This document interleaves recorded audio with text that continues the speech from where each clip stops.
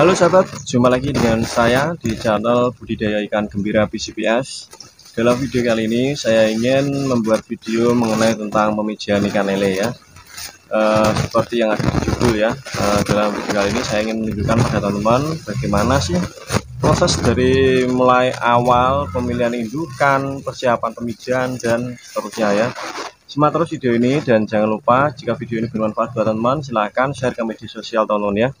Dan buat teman-teman yang baru bergabung dengan channel saya silahkan klik like dan subscribe ya teman-teman ya, supaya saya lebih semangat lagi untuk membuat konten-konten mengenai tentang seputar budidaya ikan lele ya. Oke, kita kembali ke topik teman-teman ya.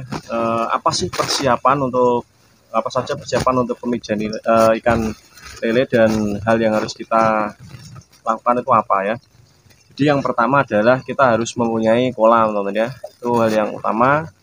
Selain dari kolam itu kita harus punya indukan ya. Di belakang saya ini adalah salah satu contoh tempat untuk pemijahan ikan lele ya. Dan yang saya gunakan bentar teman-teman ya. Yang saya gunakan ini adalah kawat ram ya teman-teman ya, kawat ram ataupun ayakan ya, ayakan pasir itu ya. Saya harap teman-teman paham ya. Dan selain kita harus menyiapkan kolam, air itu pun sangat berperan penting sekali untuk pemijahan ikan lele ya. Usahakan buat teman-teman saat melakukan pemijahan ikan lele gunakanlah air yang bersih, jangan sampai air bekas yang air ikan nila ataupun air yang lain. Pokoknya jangan gunakan air bekas teman ya. Saya sarankan gunakan air sumur, air pam dan air pegunungan ya nggak masalah ya. Pokoknya air yang jernih istilahnya teman ya, tidak tercemar dan juga pH-nya pun stabil ya. Dan mungkin ada pertanyaan dari teman-teman ya, Bang, saya kok selalu saat melakukan pemijahan kok selalu gagal ya Bang, telurnya kok selalu nggak jadi ya, penyebabnya apa Bang? Saya akan coba jawab pertanyaan tersebut teman-teman ya. Sebenarnya dalam pemijahan ikan lele, apa sih yang mengakibatkan telur itu tidak menetas?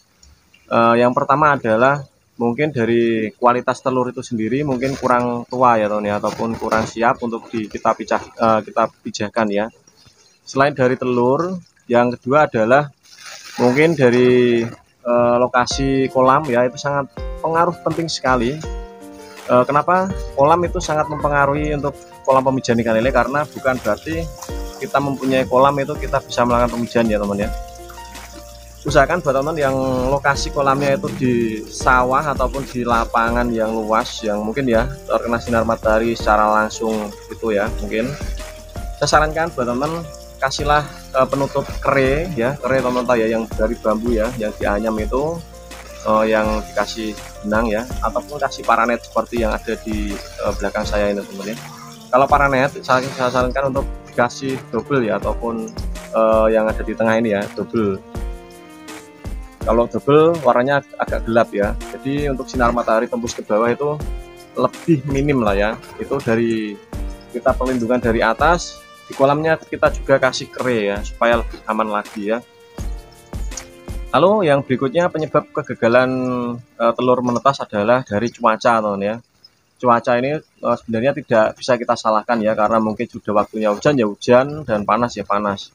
Karena ada yang mengharapkan panas, ada juga yang mengharapkan hujan ya. Jadi seperti itu, kita harus mengantisipasi dan kita diberikan akal untuk kita gunakan ya. Kalau cuaca panas kita kasih penutup ya, tapi kalau cuaca dingin kita penutupnya buka semua.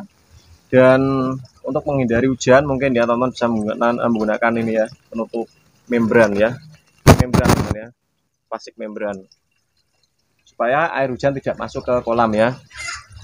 Sebenarnya saya sudah punya apa ya, telur yang sudah menetas teman-teman, saya akan tunjukkan ya, mungkin yang nanti aja ya. Saya akan coba bahas mengenai tentang pemijahan terlebih dahulu. Oke, selain kita melakukan persiapan tadi ya, mulai kolam, indukan, air, lalu yang berikutnya biasanya saya kasihkan adalah obat teman-teman ya. Obat yang akan saya gunakan adalah ini ya, saya ambilkan sebentar ya. Oke, tunggu di sini teman-teman ya.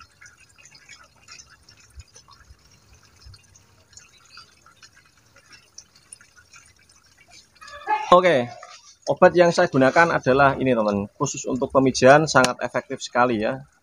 Cara ya, teman-teman pasti tahu keampuhan dari obat ini ya. Ini bukan promosi atau endorse ya, tapi ini sangat saya sarankan buat teman-teman khususnya untuk pemula. Pakailah obat ini untuk pemijahan ya. Tujuannya apa Bang kasih itu? Tujuannya supaya air tetap jernih untuk membasmi lumut ya. Dan biasanya kalau teman tidak menggunakan obat itu ya bukan berarti tidak jadi, tetap jadi teman ya. Kalau kualitas telurnya itu bagus tetap jadi ya. Cuma kelebihan dari obat tersebut itu kalau kita kasihkan ke air, proses pertumbuhan lumut itu akan terhambat. Selain dari proses pertumbuhan lumut terhambat, bakteri dari ataupun sisa telur yang tidak menetas itu akan terurai ya, terurai ataupun bakterinya akan mati teman ya. Jadi tidak mempengaruhi larva yang menetas itu tadi ya. Dan untuk ketinggian air kolam pemijahan, teman-teman pasti ada yang tanya ya. Ketinggian air pemijahan pada kolam ya. Ketinggian yang harus kita gunakan mulai dari 25 sampai 30 cm ya. Tergantung dari besar kecilnya indukan dan juga dari luas kecilnya kolam ya. Kenapa begitu? Karena jika indukan semakin besar, kalau kita kasih 25 cm itu akan terlalu terlalu dangkal ya. Kalau kita gunakan indukan bobot 1 kilo, 1,5 kilo itu pas ya. Tapi kalau ada dari senior itu menggunakan indukan yang besar ya, mungkin dari bobot 4 kilo, 5 kilo, bahkan ada yang lebih ya. Itu kalau 5 kilo mungkin segini ya, ataupun ketebalannya mungkin sekitar segini ya. Itu saya sarankan kasih ketinggian air 30 cm ya.